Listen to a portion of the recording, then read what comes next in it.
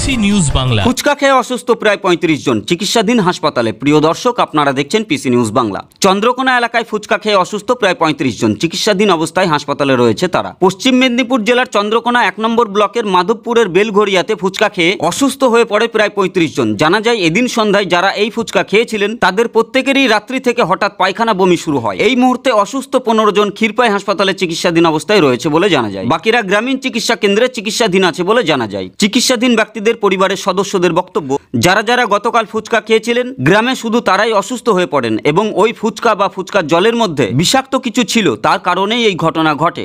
Bureau report, PC news Bangla. সন্ধ্যাবেলা ফুচকা নিয়ে এসেছিল, সেনাগুলি এখন ফুচকা খায়।